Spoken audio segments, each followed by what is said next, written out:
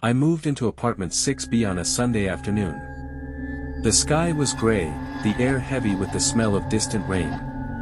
I was looking for somewhere quiet, somewhere I could be alone.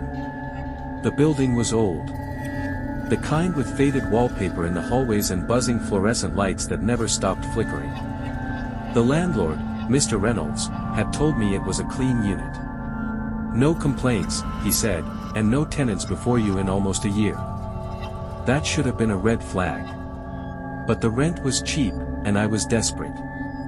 I signed the lease that same day and started moving in. The first night was silent. Almost too silent. No sounds from other apartments. No footsteps. No TVs. It was as if I were the only one living there.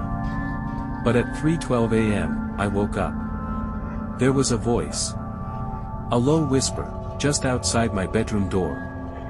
I froze in bed. "Let me in," it said. Not loud. Not angry. Just patient.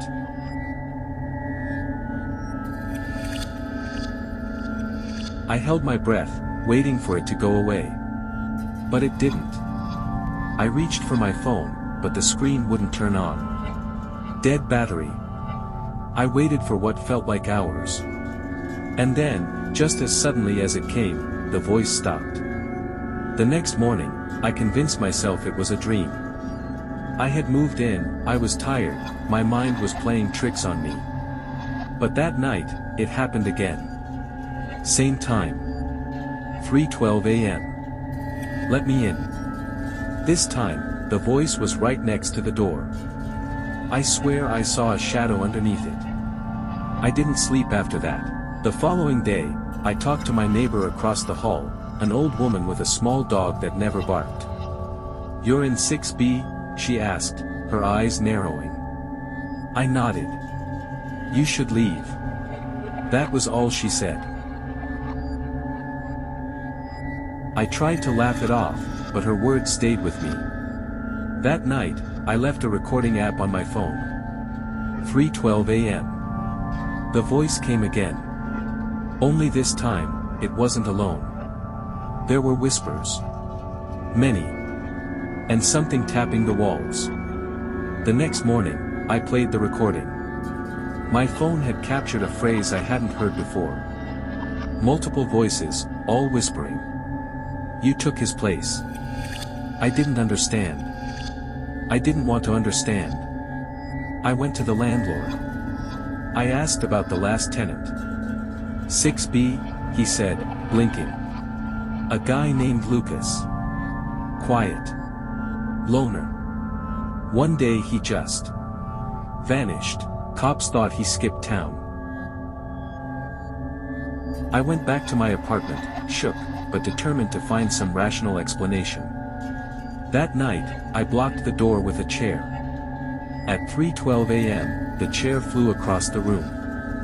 I screamed. Something was trying to get in. Not breaking the door. Phasing through it. I saw the wood around the handle warp as if someone was melting through.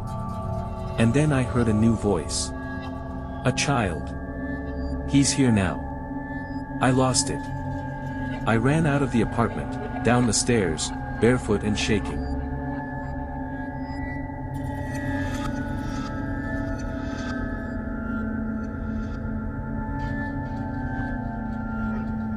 I stayed at a friend's place that night.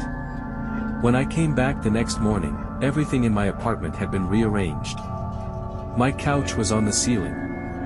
Every mirror was shattered, except one. The bathroom mirror. On it, written in something dark and sticky. "You stayed.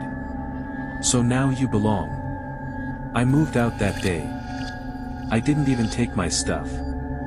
I didn't tell anyone, not really. But sometimes I wonder.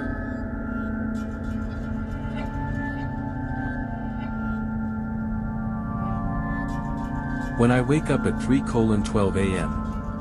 and the door creaks just a little. If maybe I never really left 6B. Or maybe it never left me.